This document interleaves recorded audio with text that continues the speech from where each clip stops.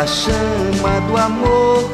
Sou missionário e mesmo pequeno, sirvo alegre ao reino de Deus. E hoje eu quero trazer para você e não esquecer que no final do programa nós temos o nosso momento catequético com a Palavra de Deus.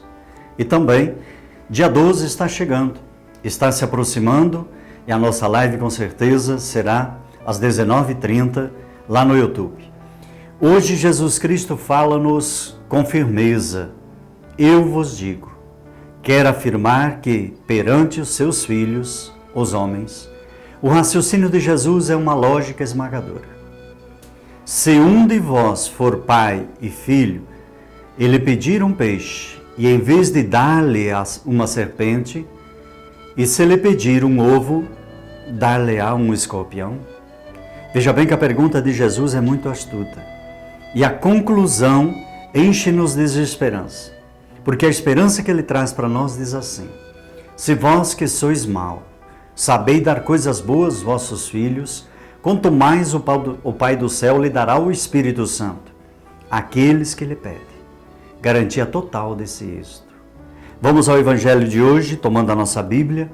E hoje eu quero que você abra lá em Lucas capítulo 11, versículos 5 a 13, que diz o seguinte: naquele tempo, disse Jesus a seus discípulos: imaginem que vocês têm um amigo e vai procurá-lo na meia-noite, dizendo-lhe: amigo, empreste-me 3 pães, porque um amigo meu chegou de viagem e eu não tenho nada para lhe oferecer. Lá dentro, o outro lhe responde: não me incomode, a porta já está trancada e os filhos e eu já estamos na cama. Não posso me levantar para lhe dar os pães.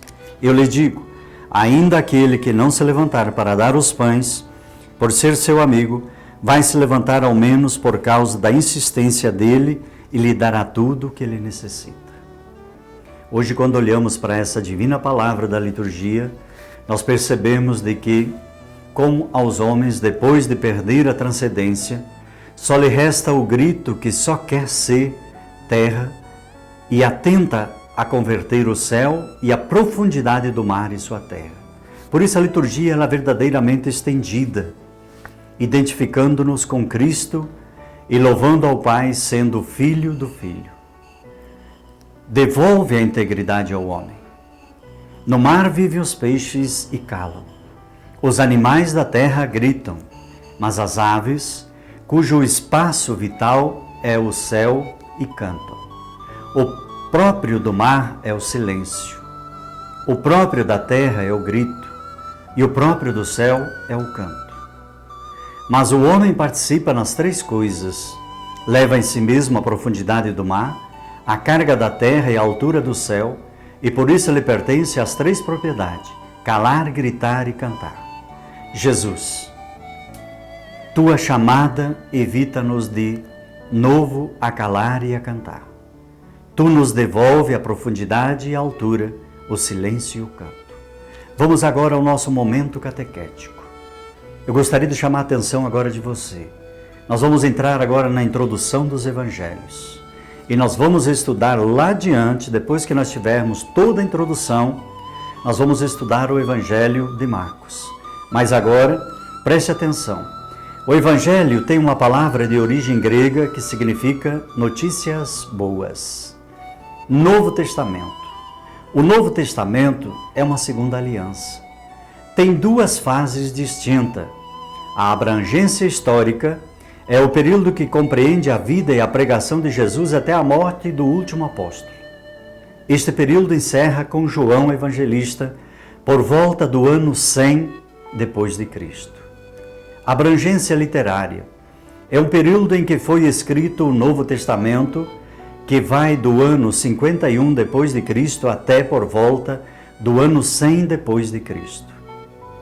Os escritos do Novo Testamento podem ser atribuídos da seguinte forma: Carta de São Paulo, escrita no ano 51 depois de Cristo até o ano mais ou menos 63 depois de Cristo. Se nós olharmos os evangelhos sinóticos, Marcos no ano 65 depois de Cristo, Mateus e Lucas entre os anos mais ou menos 70 a 80 depois de Cristo.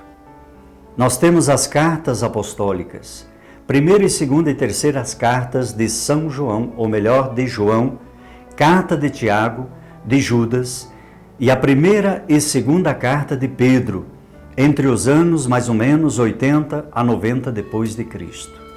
Nós temos também os escritos joaninos, o Evangelho de João e Apocalipse e as cartas apostólicas de João, entre os anos 90 e 100 depois de Cristo. Quem foi o público-alvo?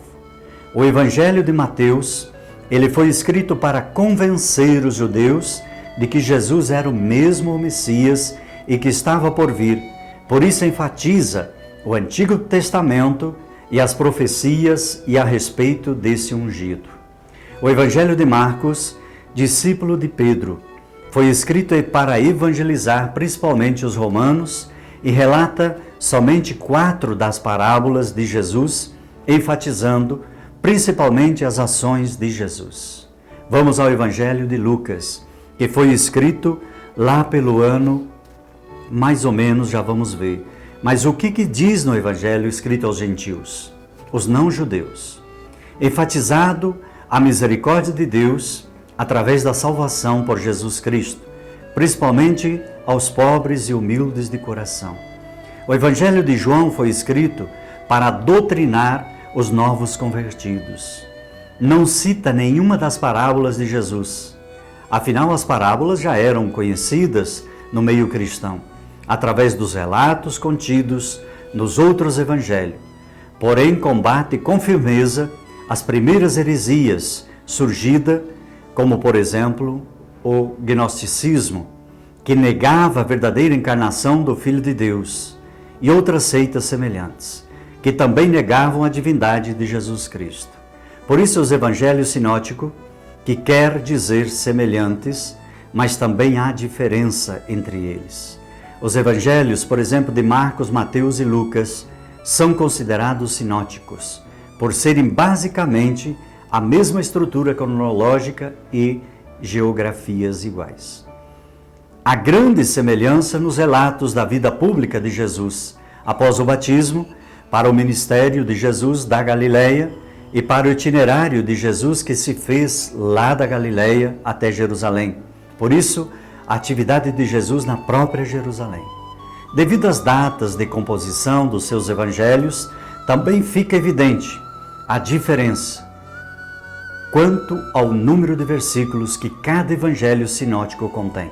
Vamos a Marcos, totalizando 678 versículos. Mateus totaliza 1068 versículos. Lucas enfatiza 1149 versículos. Você pode ver que como eles vão crescendo e aumentando também. Quanto mais distante da data de composição de um escrito evangélico, do Jesus histórico, mais elaborado é este evangelho. Podemos observar um desenvolvimento maior quanto à reflexão teológica dos acontecimentos relatados.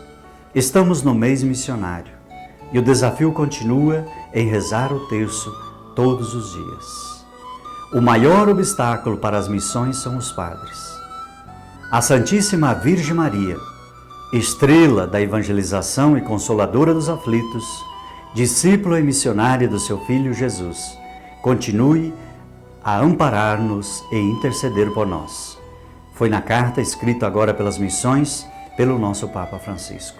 Incline a sua cabeça e receba a bênção de Deus. Onde estiver, Deus te guarde. Onde andar, Deus te guie. O que decidir, Deus te ilumine. E por toda a vida, Deus te proteja e te abençoe. Em nome do Pai, do Filho e do Espírito Santo. Amém.